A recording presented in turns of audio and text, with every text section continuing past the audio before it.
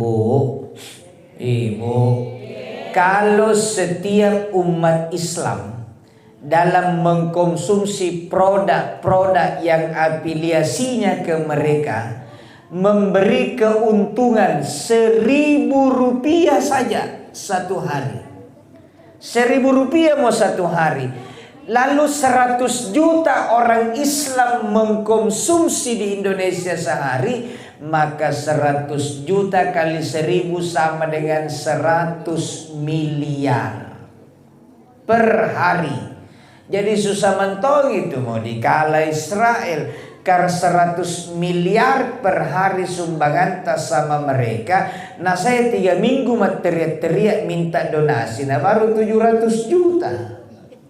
Bagaimana kita mau menang? 3 minggu 700 juta, satu hari jadi dia dapat 100 miliar. Jadi selain berdonasi, selain berinfak, selain doa, peran kita yang paling penting adalah boikot. Tapi Ustaz, kayaknya Israel marah juga. Dia boikot juga produk-produk Indonesia. Jadi Israel sekarang tidak mau makan tarajong, goreng ayam ikan doang. Biar nih orang-orang sarasamu, dah apa-apa biar tuna boikot. Bismillahirrahmanirrahim. Assalamualaikum warahmatullahi wabarakatuh.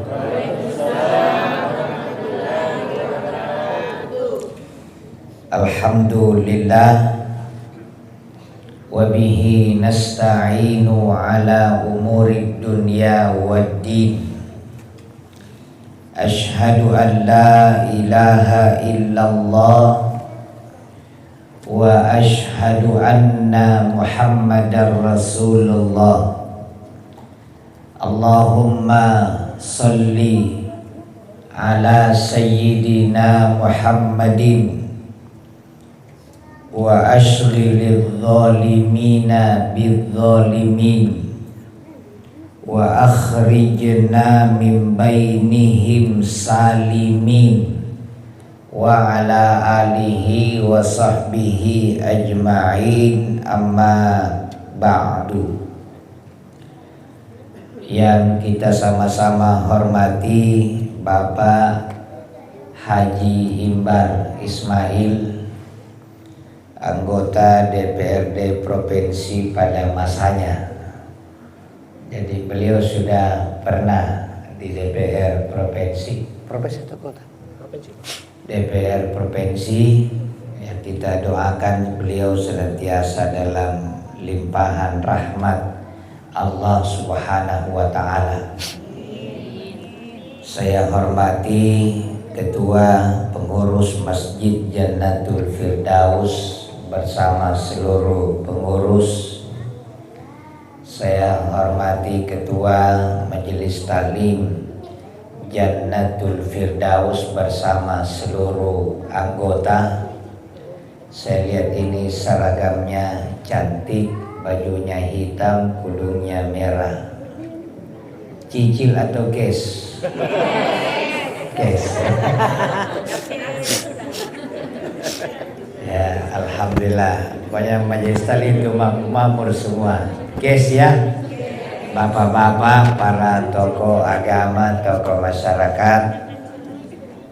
Saya tadi sengaja baca salawat.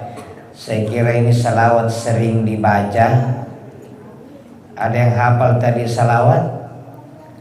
Allahumma salli ala sayyidina Muhammadin wa ashghilidh zalimina bidh-zalimin wa akhrijna min bainihim salimin wa ala alihi wa sahbihi ajma'in.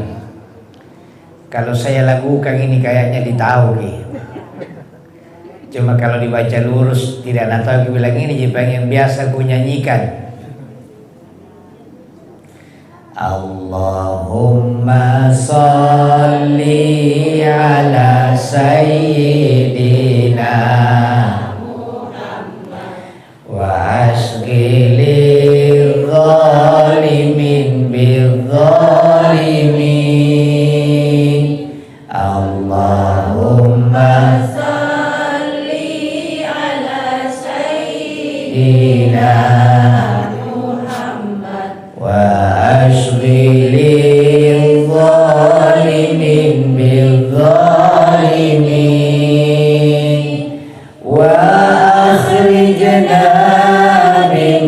alaihim salimin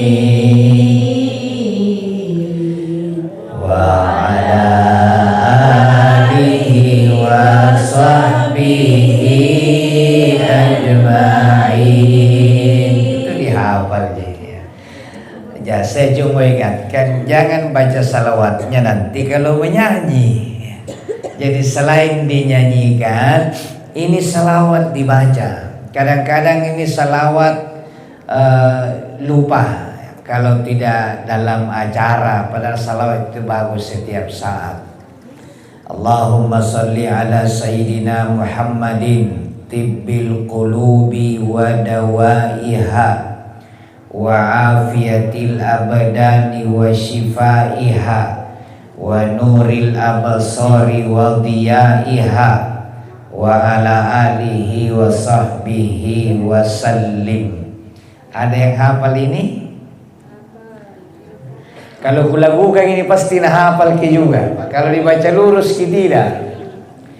Allahumma sholli ala Sayyidina Muhammadin tibbil qulubi wa dawaiha wa afiyatil abdani wa sifaiha wa nuril absari wa diyaiha wa ala alihi wa sahbihi wa sallim. Ya, jadi dua survei ini kalau dibaca lurus kita tidak hafal ki. Jadi tadi yang pertama itu salawat asghil. Ya Allah, jadi itu doa apalagi sekarang ini salawat ini perlu. Wa asghilidz zalimina bidzalimin. Ya Allah, sibukkanlah orang zalim sesamanya orang zalim. Jadi kita tuh maunya Israel berkelahi sama Amerika. Jadi nanti doa ini kalau sering diucapkan ya, orang zalim sesamanya supaya tidak ganggu kita orang Islam. Ya, begitu ya. Jadi sama yang kedua salawat tibbil qulub, obat hati. Jadi kalau ini dibaca jiwa kita tenang, jiwa kita tenteram. Karena sekarang ini perlu ketenangan jiwa, perlu ketenangan jiwa supaya hidup kita tenang, bahagia. Salah satunya dengan salawat kepada Rasulullah Sallallahu Alaihi Wasallam. Ya, alhamdulillah kita bermajelis taklim ini luar biasa. Hadir juga tamu-tamu istimewa kita. Saya itu tidak setuju kalau dibilang tidak boleh bicara politik di masjid.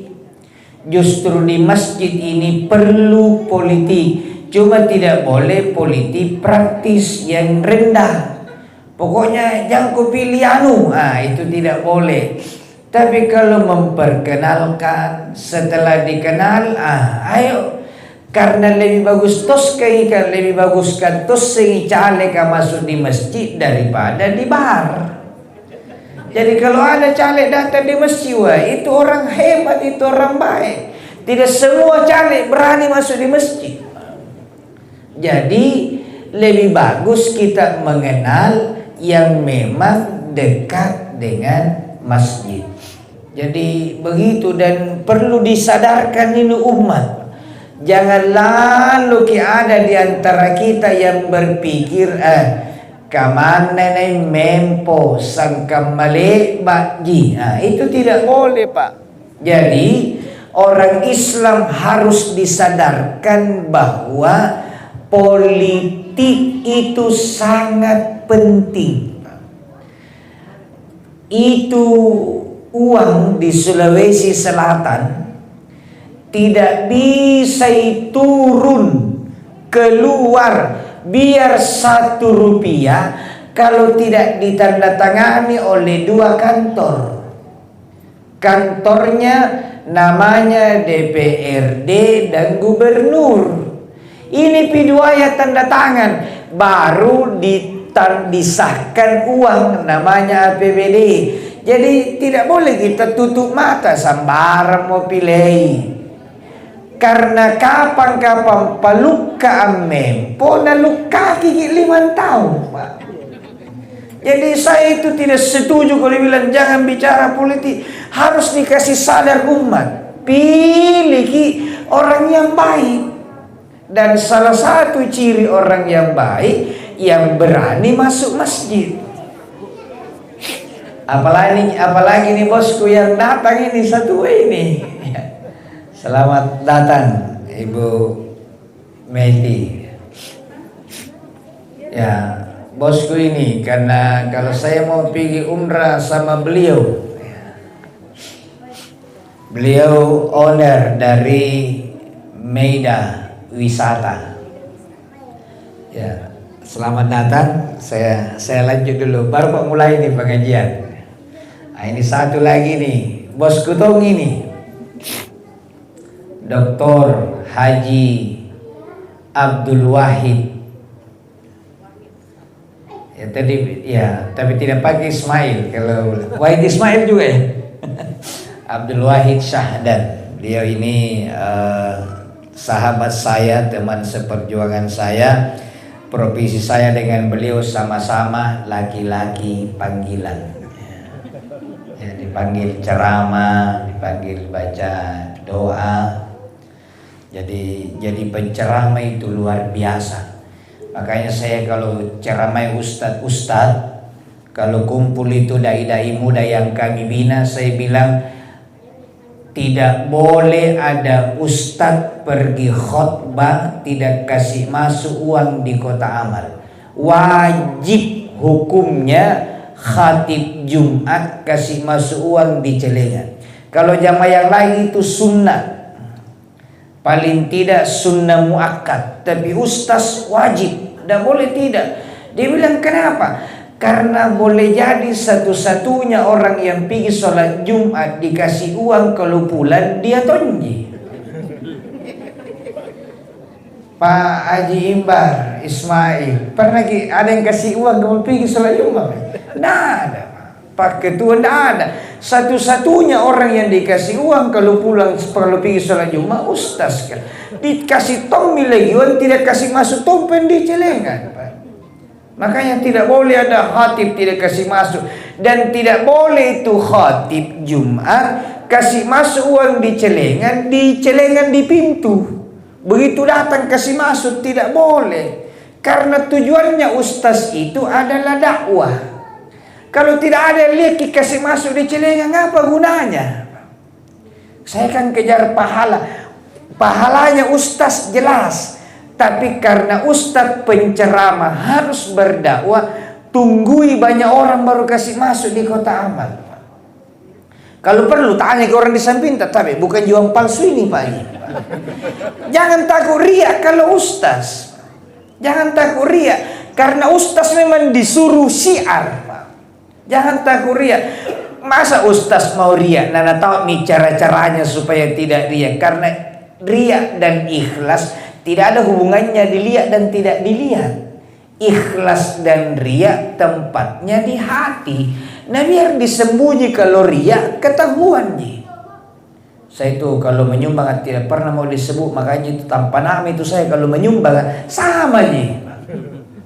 Jadi inilah alhamdulillah. Nah kita belum penceramah ini baru memulai nih. Jadi karena ini acara dirangkaikan donasi Palestina, ya mudah-mudahan Ibu Meti salah memberikan sebentar testimoni karena beliau sudah sering ke Aqsa, ya bagaimana tentang Palestina. Jadi saya mau awali begini, alhamdulillah sekarang ini gencatan senjata. Jadi sejak hari Kamis terjadi gencatan senjata antara Hamas di satu pihak dengan Zionis Israel di pihak yang lain. Kenapa Israel setuju gencatan senjata? Setengah mati itu na bom itu na tidak, na bangunan dia hancur, bunker di bawah itu tidak hancur, terowongan. Jadi gencatan. Yang kita ini donasi bukan perangnya dan bukan agama lagi, bukan lagi membela agama saja. Ini sudah urusan kemanusiaan.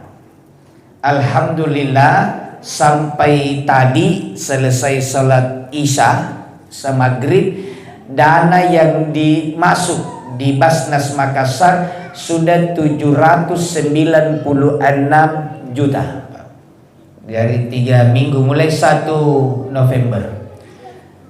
Pesan pertama, berhenti maki caci maki Israel, berhenti maki bilang kurang ngajar gitu Zionis.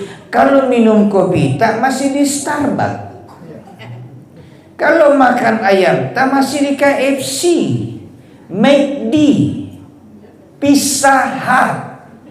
Kalau konsumsi sehari-hari tak masih produk-produk yang afiliasinya ke Yahudi.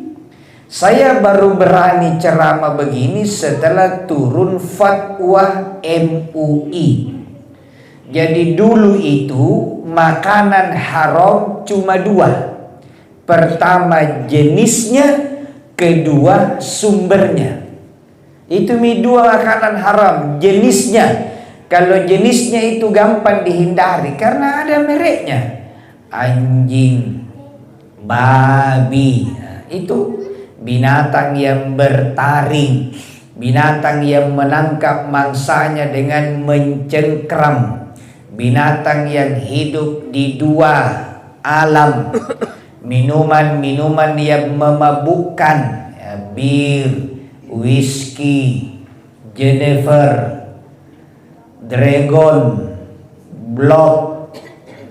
Ada juga Blood itu, ya. Blood itu 4 jenis. Blood talat, blood inrut, blood nipah, blood AC. Nah, itu gampang ditahu. Yang kedua, haram dari segi sumbernya.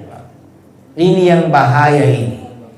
Jadi kalau kita penjual, mohon maaf Pak, di pasar Panampu, kalau dia sumpah palsu, padahal tidak begitu, itu haram hasilnya. Berapa harganya ini? 10.000. Bisa kurang? Tidak bisa. Modalnya 9. Masa? Kamman dia punya tina kamman.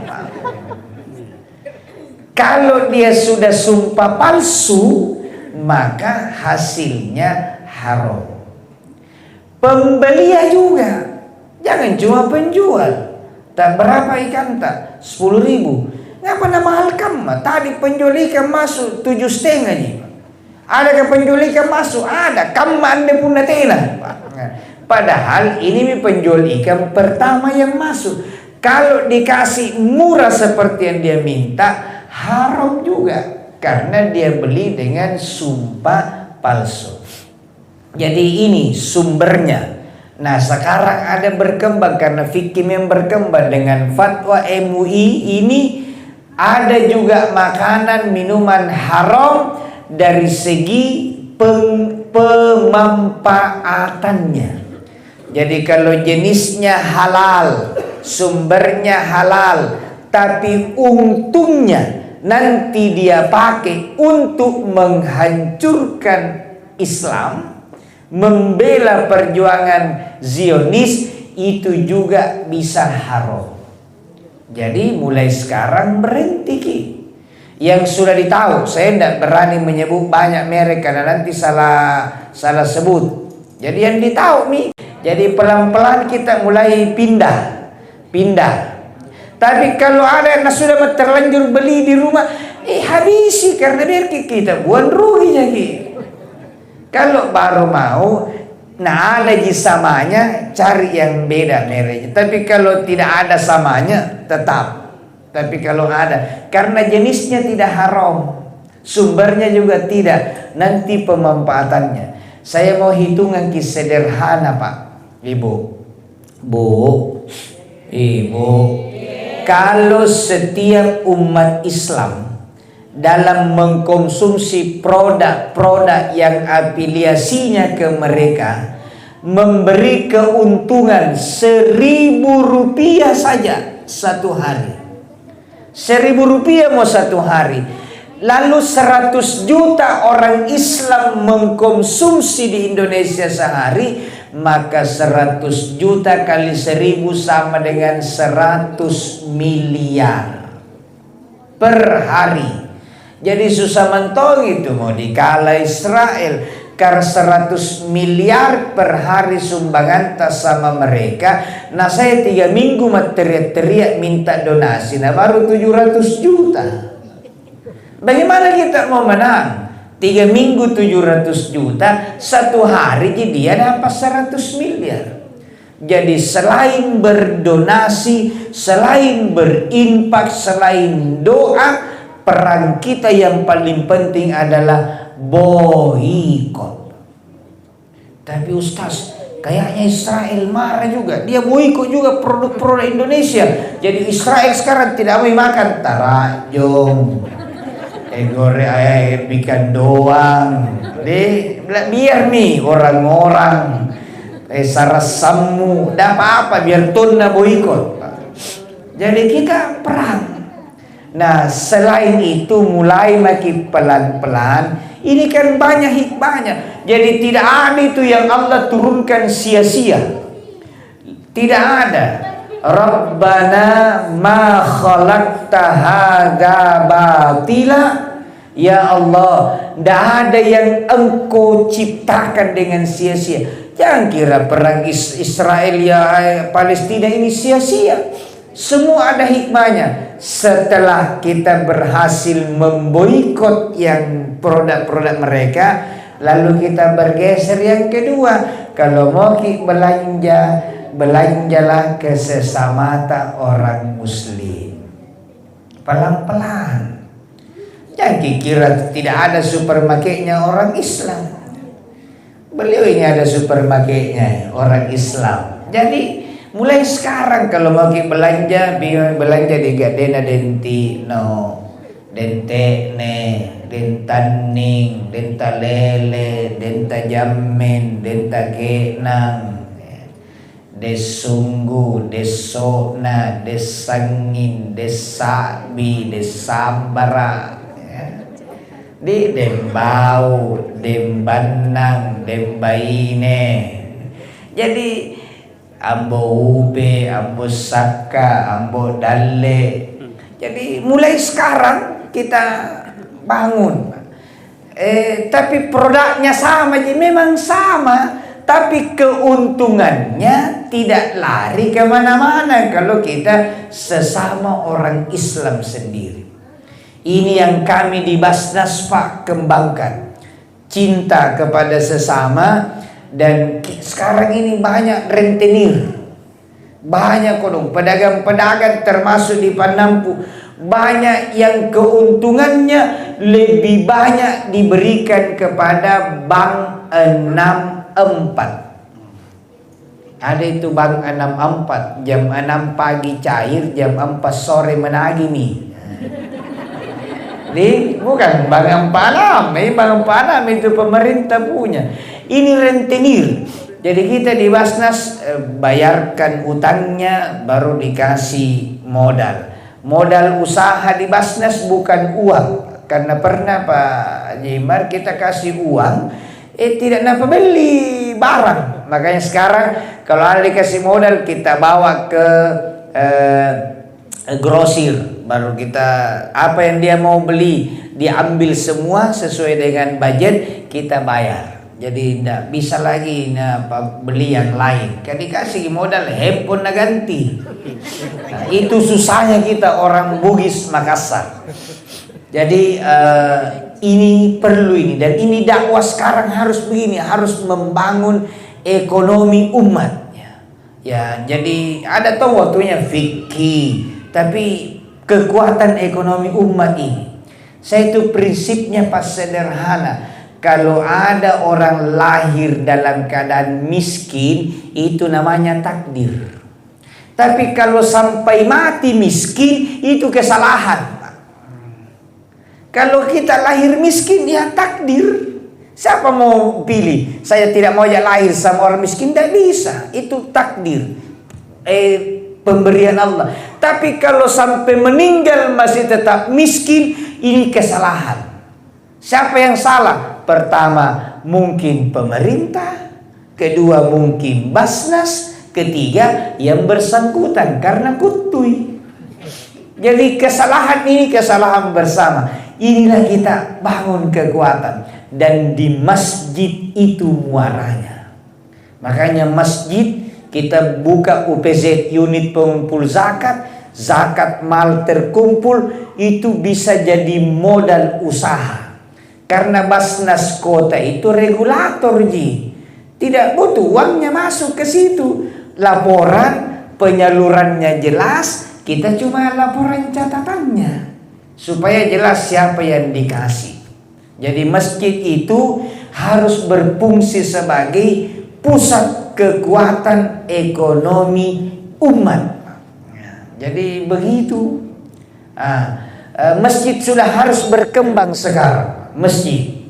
Cuma banyak juga salah paham. Ustaz, itu tahu masjid di mana di Jogja itu? Jogokarian. Itu yang bagus contoh, saldonya 0. Berapa masuk, berapa disalurkan. Oh, ini salah informasi nih, Pak. Memang Jogokarian itu saldonya 0. Berapa masuk celengan Jumat habis disalurkan. Karena Masjid Jogokarian punya usaha lagi namanya wakaf. Jadi dia punya hotel, punya sawah itu ratusan hektar dikelola, hasilnya masuk. Jadi kalau Jannatul Firdaus tidak boleh saldonya 0. Besok kita mau butuh mau di apa. Jadi jangan dimakan mentah-mentah informasi.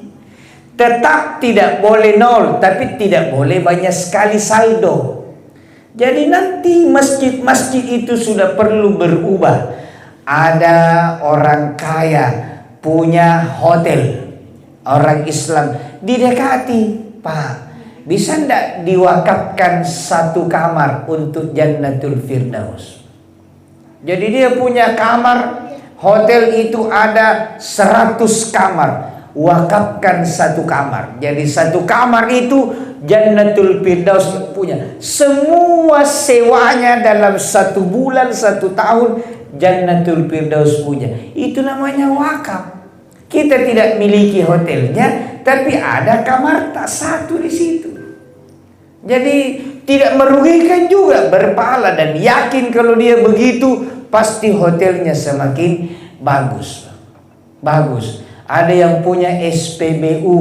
Nah, dia minta diwakafkan. Bisa tidak diwakafkan 100 liter satu hari? Kan banyak liter atau 50 liter satu hari. Jadi 50 liter masuk ke masjid. Inilah yang kalau sudah begini nih masjid, biar 0 saldo karena jalan nih, jalan. Jadi ini yang sekarang kita mau. Jadi mudah-mudahan majelis taklim dikembangkan usahanya daripada pabrik kata-kata dalam kurung gosip, ya, lebih pabrik kerupuk, ya, lebih pabrik apa. Saya kemarin ceramah di pesantren Sowatul Ishad di Pangkep. Di sana mandiri, Pak. Cateringnya dia punya, ayamnya tidak beli dari luar, produksi sendiri ayam lokal. Jeruk Pangkep itu tidak ada yang dibuang. Mulai dari kulitnya sampai daunnya dibikin kerupuk. Dan itu bagus. Ya, jadi bukan cuma kerupuk apa yang dari Selayar yang kasih naik asam urat. Melinjo. Itu melinjo, daunnya dibikin kerupuk. Ternyata kulit jeruk juga sudah dibikin keripik. Dan itu produksi. Ibu-ibu bisa. Jadi inilah yang kita butuhkan sekarang. Jadi dakwah bilhal. Karena kalau umat ini kuat ekonominya, tidak bisa dipandang enteng orang. Terakhir, ya, jangan terlalu lama Pak. Ikan cepa, ikan gabus lebih cepat, lebih bagus daripada ikan kakap, ikan lele terlalu banyak cakap dan bertele-tele. Yang penting ikan mujair, ikan cakalang. Kalau donasi Palestina sudah cair, saya pulang. Ya, ini kita mau donasi Palestina. Jangan sampai kita sudah setengah mati caci maki Israel dan belum pernah berdonasi. Ustaz, bagaimana kalau mau berdonasi na susah tong ini talasakku? Masa tidak ada wantas Rp1.000? Jadi jangan tidak berdonasi. Malam ini kalau tadi MC salah ini, MC pengumuman ini, yang mau berdonasi sebentar, bukan yang mau, tidak boleh ada yang tidak berdonasi. Uang minimal 1.000, kalau tidak ada wanita cincin boleh. Cincin boleh. Ya, jadi begitu pokoknya karena nanti di padang mahsyar orang-orang Palestina, anak-anaknya yang kecil-kecil itu akan datang menggendong kita. Kami di sini itu 700 yang sudah terkumpul. Besok diumumkan dari Pemkot ada hampir 1 miliar. Tidak semua kami kirim, sudah dikirim sekarang 400. Ada 5 mahasiswa Palestina di Fakultas Kedokteran. Sekarang lagi ada yang koas apa. Itu juga kami beri. Karena sejak perang bukan tidak ada kiriman lagi dari sana. Tidak ada komunikasi lagi dengan keluarganya. Coba, bagaimana coba bayangkan Ibu kalau ada anak tak kuliah di Mesir, tiba-tiba perang di sana baru tidak ada komunikasi. Bagaimana itu kalau kira-kira perasaannya? Itu kita akan biayai. Jadi mungkin 10 juta per orang atau bertahap kita berikan. Jadi kita tinggal lapor ke Basnas Pusat bahwa sebahagian dana Palestina sudah sampai ke orang Palestina. Jadi itu. Jadi mudah-mudahan. Terakhir ceramah saya motivasi ibadah. Banyak orang Islam pulang dari masjid sholat bukan dapat pahala tapi bawa utang pulang. Mulai sekarang Pak, jangan berutang kalau pulang dari masjid. Dari mana istilah utang ini? Saya beberapa tahun yang lalu dan sejak itu saya amalkan. Saya pulang ceramah dari Bontang, PT Badak. Itu PT Badak. Yang terkenal itu di Bontang namanya PKT. Ya, pasti kenal PKT Budi, Pupuk Kaltim. Padahal ada perusahaan namanya PT Badak. Jadi ada 3 perusahaan di situ, ada Faiko, ada PKT, Pupuk, ada PT Badak. PT Badak ini penghasil LNG. LNG yang gas. Kemudian gasnya itu bahan mentahnya diproduksi diambil oleh PT Faiko. Faiko yang tambang bahan minyak mentahnya diolah menjadi gas, ada sampahnya, kotorannya, limbahnya dibikin pupuk. Jadi itu PT Bontang pupuk, limbah aja itu PT Badak. Jadi bagaimana besarnya itu PT Badak. Jadi PT Badak, saya ceramah, pulang dari situ naik mobil ke Balikpapan, sehingga di jalan sholat duha, buang air kecil. Selesai buang air kecil, wudhu duha, naik ke mobil sama salah ustadz dari Jawa, Kiai. Begitu naik di mobil dia tanya, Ustadz sudah bayar utang? Utang apa Pak Ye? Dia bilang tadi turun kita ke masjid, apa dibikin? Buang air kecil, cebok, wudhu, sholat. Langsung Pak Kiai bilang, tadi buang air kecil, ceboknya pakai apa? Air. Wudhunya pakai apa? Air. Masuk ke dalam, AC jalan. Pakai apa itu AC? Listrik. Karpet dibeli. Semua yang Ustaz gunakan tadi itu dibayar. Tidak mungkin tidak dibayar. Airnya itu dibayar sama pengurus. Uangnya dari mana? Jadi kalau kita masuk ke masjid, berwudu dulu, menikmati AC, baru kita tidak bayar pulang, itu berutang. Pergi makan di hotel 1 malam, berapa dibayar? Jadi kalau bapak-bapak pergi sholat Jumat, kalau tidur waktu khutbah orang, celengannya harus lebih besar, Pak. Karena tidur ki. Nah, nikmati AC ya lagi tidur. Itu celengannya harus 50.000 itu kalau tidur. Kalau tidak tidur ya 10.000 lah. Jadi minimal, Pak, ya kalau tidak ada uang 1.000. Atau kalau kita lupa bawa uang, catat tadi saya pergi sholat tidak bawa ke uang, sebentar double ki, Pak. Kenapa ini penutup betul ini? Kenapa itu sedekah berat? Karena tidak masuk dalam perencanaan pengeluaran. Kenapa cicilan mobil, cicilan rumah, cicilan motor rutin kita bayar setiap bulan? Karena kita rencanakan pengeluaran, Pak. Jadi baru saya terima gaji, misalnya gajiku 5 juta, cicilan rumah sekian, cicilan motor, cicilan ini. Maka begitu terima, jangan kau ganggu ini sudah ada nih. Jadi kita harus gajiku sekian, impak Jumat 50.000 setiap Jumat. Jadi begitu terima dipisah kami 2,5. Jadi sulit bersedekah kalau tidak dimasukkan rencana belanja. Jadi harus rencana, dicatat memang itu pengeluaran impak begini, sehingga tidak kali kalau ada peminta sumbang, oh tunggu, ada memang anggarannya. Saya kira ini ya ceramah lain dari lagi nih, bukan lagi ceramah akhirat saja, tapi ini adalah dunia dan akhirat. Karena dari 4 sahabat Nabi tidak ada yang miskin. Sahabat utama ini, Khulafaur Rasyidin, tidak ada yang miskin. Nabi orang kaya. Nabi waktu menikah 100 ekor maharnya onta. Abu Bakar orang kaya. Umar orang kaya, properti, raja perumahan. Utsman itu juga raja tanah. Satu-satunya yang tidak banyak uangnya adalah Ali. Tapi Ali kaya ilmu. Jadi 2 pilihan, kalau tidak banyak uang, banyak ilmu tak. Nah, mudah-mudahan ada manfaatnya. Kalau ada kata-kataku yang kasar, mohon dimaklumi karena saya memang makhluk kasar, bukan makhluk halus.